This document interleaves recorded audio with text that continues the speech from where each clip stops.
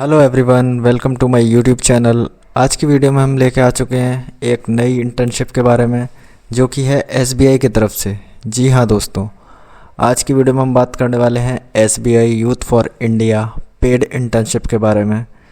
तो चलिए देखते हैं इसमें क्या एलिजिबिलिटी क्राइटेरिया होने वाला है, किस तरह की इंटर्नशिप होने वाली है, पैसा मिलेगा या नहीं मिलेगा, कितना पैसा मिलेगा, किस तरीके से आपको अप्लाई करना है। तो चलिए वीडियो को शुरू करते हैं।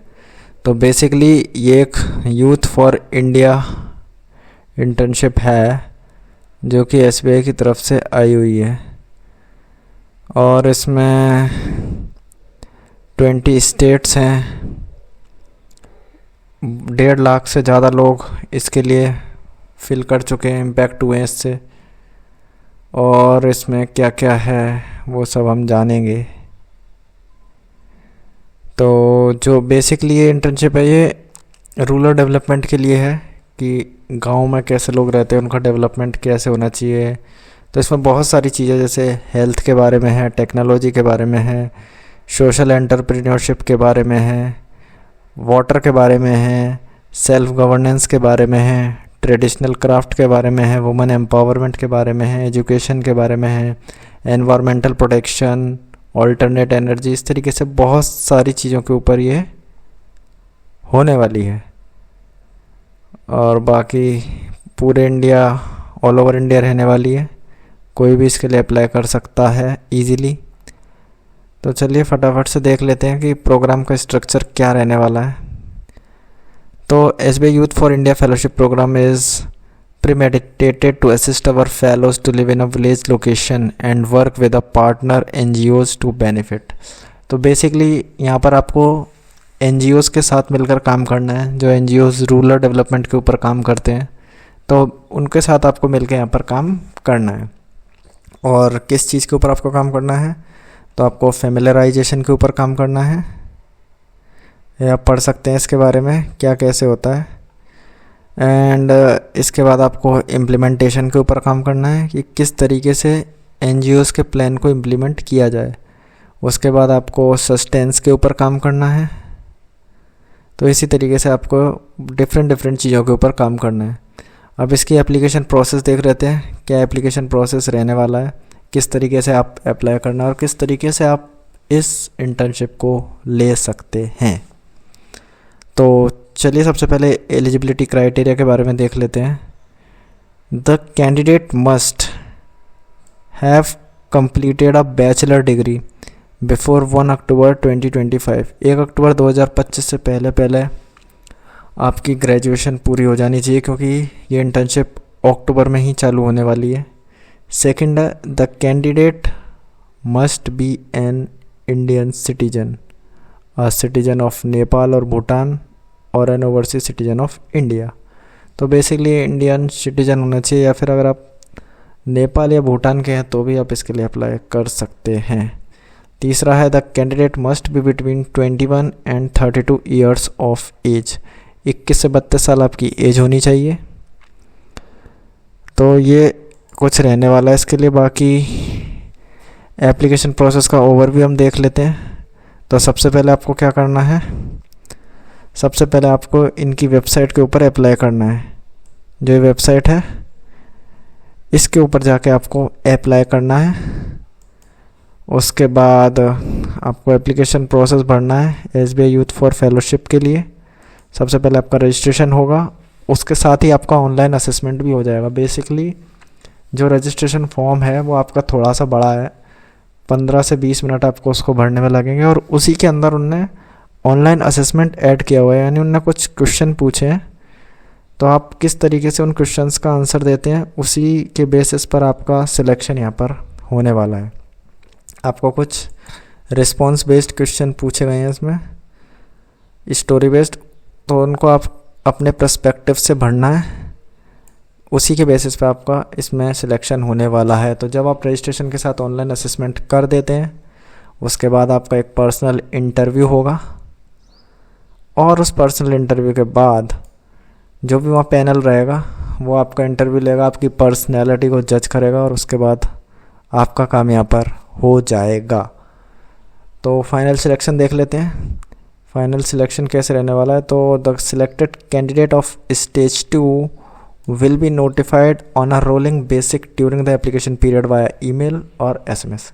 तो जब आपका इंटरव्यू हो जाएगा उसके बाद आपको ईमेल या एसएमएस के थ्रू बता दिया जाएगा कि आपका सिलेक्शन हो चुका है, आपको ऑफर लेटर दिया जाएगा और आपको बता दिया जाएगा कि आपको किस लोकेशन पर यह फेलोशिप होने वाला है। तो इसके बाद ऑनबोर्डिंग प्रोसेस देख लेते हैं। तो वंस द कैंडिडेट है accepted the offer, the onboarding process will be initiated. We continuously engage with selected candidate over an online forum to get to know that better and clarify their doubt.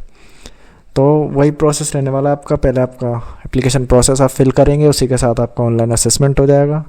Then after आपका personal interview होगा, फिर आपको SMS या email के through बता दिया जाएगा। अब ये सब बातें तो हो गई कि ठीक है भाई ये हो जाएगा, ये वो हो जाएगा। अब कितना पैसा मिलने वाला है, क्योंकि बेसिकली एक पेड इंटर्नशिप है तो आपको पैसा भी मिलेगा। तो फेलोशिप सपोर्ट क्या होने वाला है तो देख ले। आपको a monthly allowance of 16,000 INR for the duration of the program to meet your living expenses. 16,000 रुपये आपको हर महीने मिलने वाले हैं लिविंग एक्सपेंसेस के लिए। इसके अलावा आपको 2,000 रुपये मंथली और मिलेंगे ट्रांसपोर्ट एक्सपेंस के लिए, आपको आने जाने के लिए, घर से वहाँ जाएंगे वहाँ से घर आएंगे। इसके अलावा आपको 1,000 रुपये और मिलने वाले हैं प्रोजेक्ट रिलेटेड एक्सपेंसेस के लिए। तो कुल मिला के आपको यहाँ पर 19,000 रुपये महीना मिलने वाले हैं। इसके बाद आपको लैंग्वेज सपोर्ट भी प्रोवाइड किया जाएगा। अगर मान लो आपकी किसी ऐसी लोकेशन पे, जैसे आप बिहार में आपकी पोस्टिंग लग गई तो वहाँ बिहारी भाषा बोली जा रही है, आपको नहीं आती है, तो उसके लिए आपको एक लैंग्वेज सपोर्ट भी दिया जाएगा जो आपको बताएगा कि वो क्या बोल रहे हैं वहाँ के लोकल लोग। तो इसके अलावा आपको 90,000 रुपये का अलाउंस और मिलेगा जब आप अपनी फेलोशिप कंप्लीट कर लेंगे। जो 13 महीने की फेलोशिप है वो आप जब कंप्लीट कर लेंगे तो आपको ये और मिलेगा। इसके अलावा आपको 3rd AC का टिकट भी मिलेगा ट्रेन का, लौट के आने के लिए प्रोजेक्ट लोकेशन से। तो काफ़ी सही रहने वाला है भाई। इसके अलावा आपको health and personal accident insurance policy भी दी जाएगी।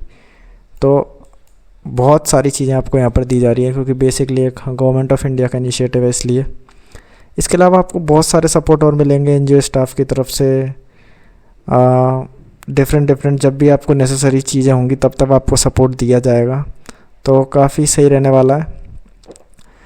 तो आपको बस इसके एप्लीकेशन प्रोसेस पर जाना है और उसके बाद आपको जाके अप्लाई कर देना है।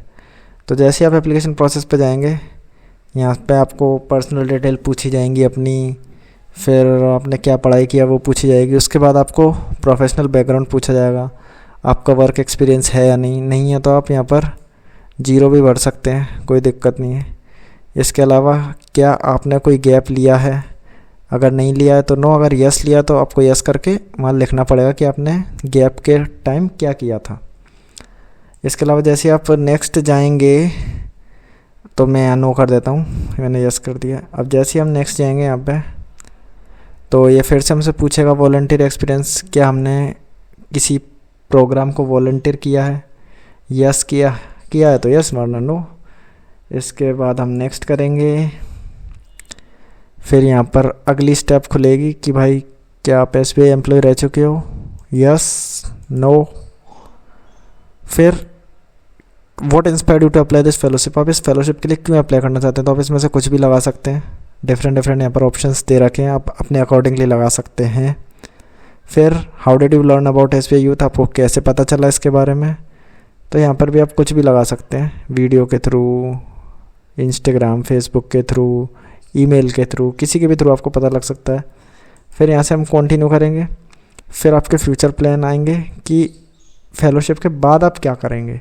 तो यहाँ पे आपको प्रेफरेंस बढ़नी है कि आप बैंकिंग में करियर बनाना चाहते हैं, आप कमर्शियल सेक्टर में करियर बनाना चाहते हैं, आप डेवलपमेंट सेक्टर में करियर बनाना चाहते हैं, आप क्या करना चाहते हैं। बहुत सारे ऑप्शंस हैं, आप पॉज करके वीडियो को पढ़ लेना या फिर अप्लाई करेंगे जब आपको पता ही चल जाएगा।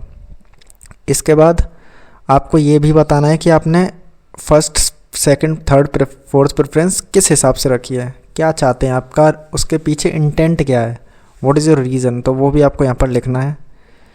क्या क्या रीज़न है आपका। इसके अलावा ये भी यहाँ पर है कि हम भी generally appreciate your interest in joining with SBI fellowship program this. अब इसमें लिख रहा है कि अगर आप जो फेलोशिप होने वाली है अगस्त अक्टूबर 2025 में, अगर आप उसमें सिलेक्ट नहीं होते हैं तो आप अगले 6 से 8 महीने क्या करेंगे, क्योंकि 6 से 8 महीने बाद फिर से ये फेलोशिप प्रोग्राम आने वाली है। तो आपको बताना है कि ड्यूरिंग दिस पीरियड आप क्या करने वाले हैं। इसके अलावा यहाँ अगेन आप पूछा है इनने कि आप अभी क्या कर रहे हैं, वो भी आपको बताना है।